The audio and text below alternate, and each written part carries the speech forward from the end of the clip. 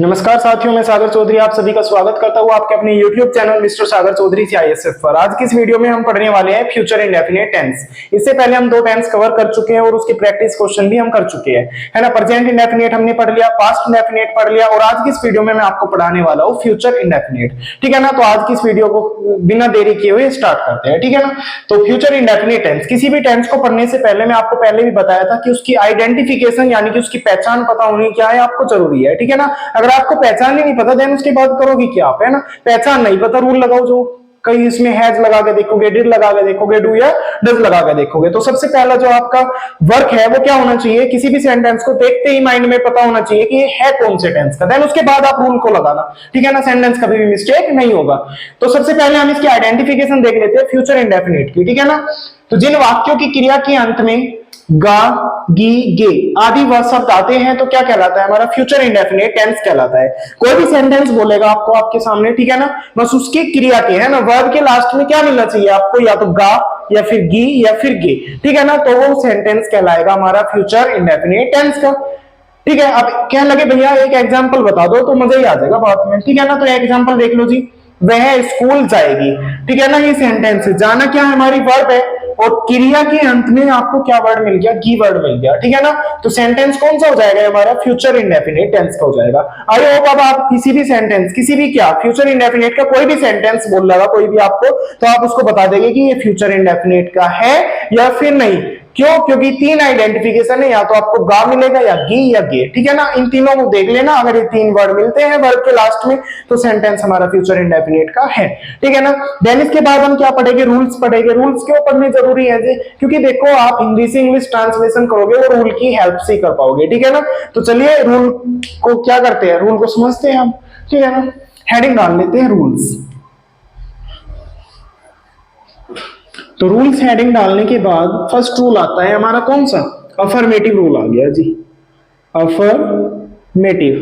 Affirmative का rule क्या कहता है कि सबसे पहले आप क्या लगाओगे, सब्जेक्ट लगाओगे, ठीक है ना। सब्जेक्ट लगाने के बाद यहाँ पे क्या लगाओगे आप, विल या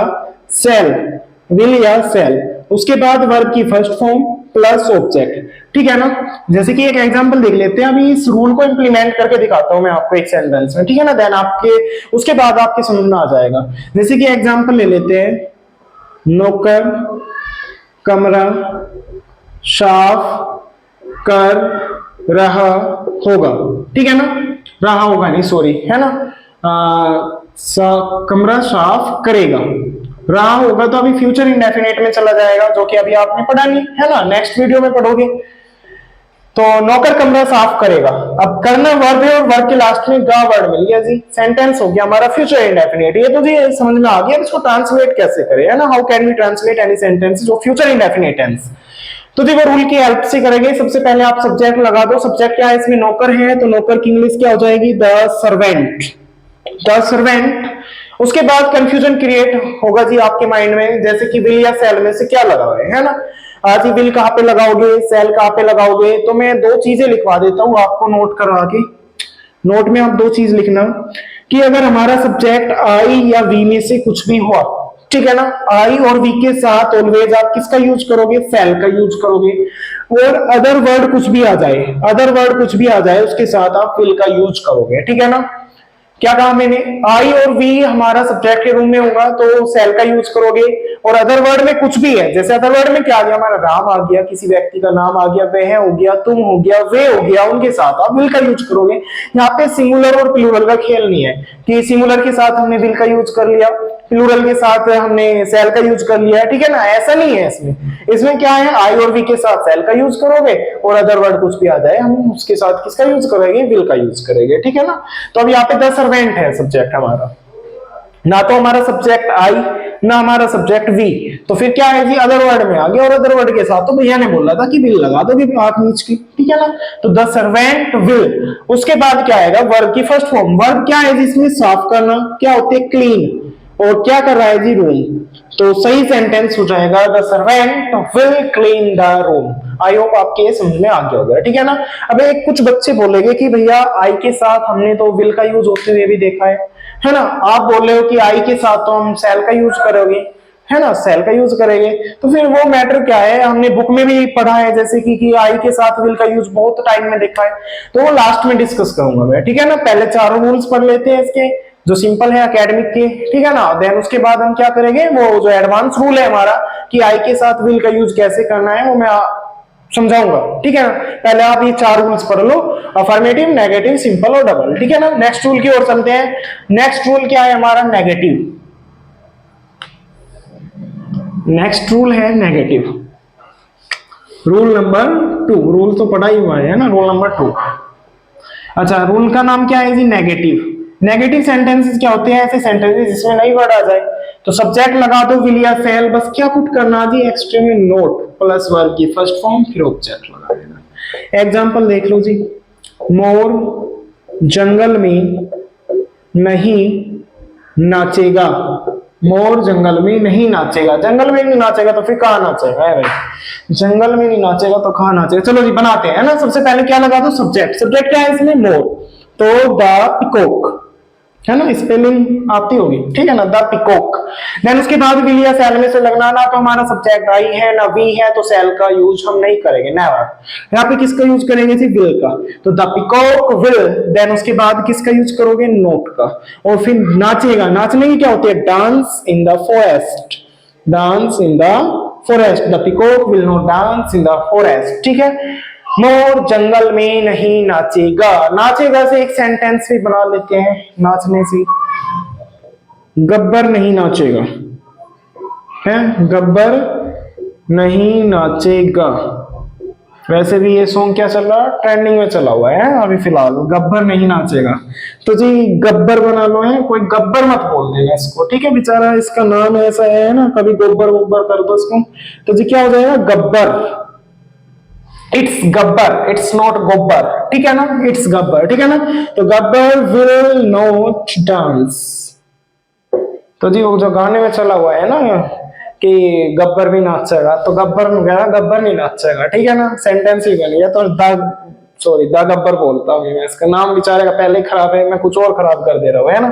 तो इंसल्ट ही हो रही है इसके बेचारे, है ना, गब्बर विल नॉट डांस, ठीक है ना, ये सही सेंटेंस हो जाएगा। देन आप चलते हैं हम कौन से रूल पे, रूल नंबर 3 पे। रूल नंबर 3 क्या है जी, सिंपल इंटरोगेटिव, ठीक है ना। सिंपल इंटरोगेटिव किसको बोलते हैं, ऐसे सेंटेंसेस जिनके स्टार्टिंग में क्या वर्ड आ जाए। हर वीडियो में मैं ये बात रिपीट करता हूँ कि ताकि आपके क्या हो जाए, फिंगर टिप्स हो जाए चीजें, कि what is simple interrogative, what is double interrogative, what is negative, what is affirmative, ठीक है ना। हर वीडियो में एक बात तो डिस्कस कर ही देता हूँ, ठीक है। रूल नंबर 3 क्या है जी, सिंपल इंटरोगेटिव। सिंपल इंटरोगेटिव, इसमें हेल्पिंग वर्ब स्टार्टिंग में आ जाती है, यानी कि विल या सेल कहां पे आ जाएगा, विल या सेल स्टार्टिंग में आ जाएगा। देन उसके बाद सब्जेक्ट, नोट आया हो तो सब्जेक्ट के बाद पुट करोगे, नहीं आया तो छोड़ दो, है ना, जयराम जी की। प्लस फिर क्या, वर्ब की first form plus object plus क्या, क्वेश्चन मार्क लगा दोगे, ठीक है। एक एग्जांपल देख लेते हैं। क्या अध्यापक, क्या अध्यापक आज बच्चों को पीटेंगे, पीटेंगे, और क्वेश्चन मार्क का ध्यान रखना, ठीक है ना भाई। रूल में भी मेंशन किया हुआ है मैंने कि क्वेश्चन मार्क लगाना कंपलसरी है। तो सबसे पहले क्या लगा दोगे, विल, देन उसके बाद सब्जेक्ट द टीचर। अब नोट भी लगा दो क्या भाई, लगा सकता हूं नोट, यस यो नो, नहीं जी, क्योंकि इसमें क्या है, नोट लिखा हुआ है रूल में जरूर, लेकिन सेंटेंस में नेगेटिव सेंस नहीं आई, तो हम नहीं लगाने की इसको, ठीक है ना, स्किप कर देंगे।